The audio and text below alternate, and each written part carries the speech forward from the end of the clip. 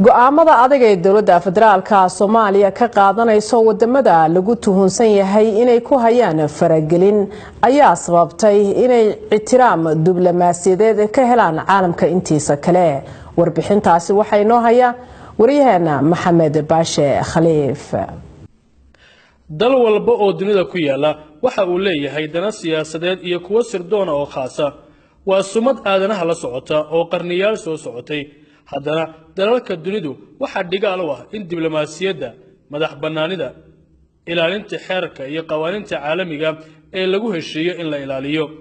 waana sababta loo abuuray ururo ay ka mid yihiin ururka ummadaha midoobay oo ilaasho waxa lagu heshiiyo. xeerarka Geneva Convention ee lagu heshiiyey in dunidu ay ixtiraamto ayaa dhigaal dunida ay qoratay. Soomaaliya 19 oo dhan kasta ay ka burburtay haddana laga soo bilaabo shirki carta ilaa hadda dawladihii isa soo dhaafayay midba salaan ayay soo saartay siyaasadda dalka. halka maanta lagu sugan yahay waa mid aad loo amaanayo. awood la'aanta hay'adaha dawladda ee Soomaaliya ayaa dawladaha ay ka mid yihiin kuwa daliska carabta iyo qarbiga ay ka faa'iideysteen dana badan oo Soomaaliya ay kala hayeen. dadka arrimaha Soomaaliya oo dorasa ayaa qaba in mushkiladda ugu weyn ay tahay in haddii khasnada dhaqaaluhu yaalo furaheeda cid kale ay haysato madax bannaanida iyo go'aan qaadashada siyaasadeed ay dheeliyeyso sida uu qabo wasiirkii hore ee boostada iyo isgaarsiinta Soomaaliya Guuleed. oo gudbi kara waa horta markuu warayso inaad dawladda adiga biilka bixin kartid. qodobkaas waa qodob aad muhiim u ah. waayo markaas waxaad u madax bannaan tahay siyaasaddaada.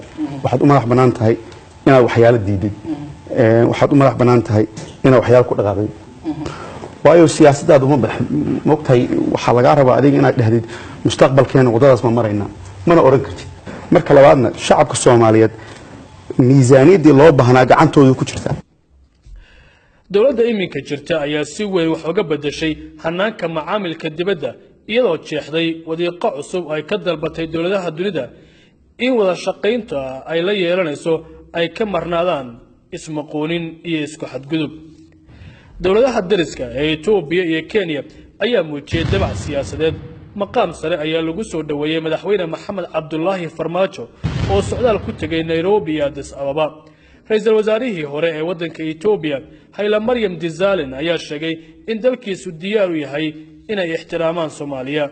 booqasho oo bishii horaanteedii May 2017 ku tagay madaxweyne Farmaajo magaalada Addis Ababa. Itoobiya ayaa ka mid ah dawladaha ugu ballan furka badan Soomaaliya heshiisyada ay la gasho.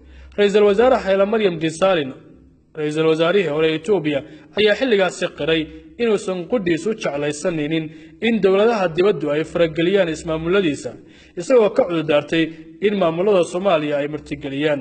Federal government is the sole responsible organ for foreign diplomacy and foreign policy. So without the permission and consent of the federal government of Somalia, Ethiopia and none other country should interfere into the sovereignty and integrity of the Somali national state. So I think this, we are very much clear about it. We are ourselves a federal government. Myself, I will not allow any country to directly involve with my regional governments without my consent. So I think the same applies to the Somali nation. And qiyaastii 6 bil kadib Itoobiya waxa uu safray madaxweynaha Puntland oo safarkiisa ku tilmaamay wada shaqayn iyo iskaashi amni oo ku tagay caasimadda Itoobiya Addis Ababa iyo caasimad uu ka helay madaxda dalkaasi.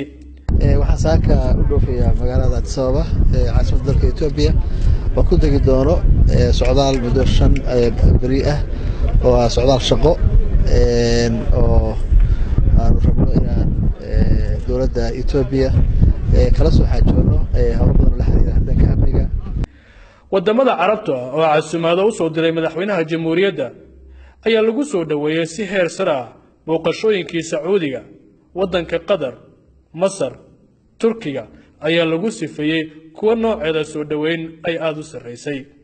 Soomaaliya oo ku taala marin muhiim ah iskuna xirta Afrika iyo wadamada khaliijka qaarkood oo xeebta xad ay ka wadaagaan ayaa mar kale ay saameyn adag ku yeelatay khilaafkii ka dhex urtay wadamada khaliijka kaasoo Soomaaliya ay go'aan dhexdhexaadnimo ka qaadatay dowladaha ay ka mid tahay imaaraadka ayaan soo dhaweynin darafka Soomaaliya istaagtay faragelin siyaasadeed ayaa bilaabatay imaaraadka ayaana joojiyay dhaqaale uu ku bixin jiray ciidamada Soomaaliya waxaana Dubai ay u aragtay in danaheeda ay ka waday Muqdisho taas oo soo dedejisay inay u daadegaan maamulada Soomaaliya dowladda Soomaaliya ayaa diblomaasiyad ka qabowtan imaaraadka ku dhaqantay iyadoo dacwad u gudbisay qaramada midoobay iyo ururka jaamacadda Carabta kaas oo dalabkooda la dhageystay dhawaan ayay ahayd markii imaaraadku ay kala baxeen tababaraya ciidamada badda ee Puntland magaalada Boosaaso iyagoo hakiyay taageeradii ay siin jireen ciidamada Soomaaliya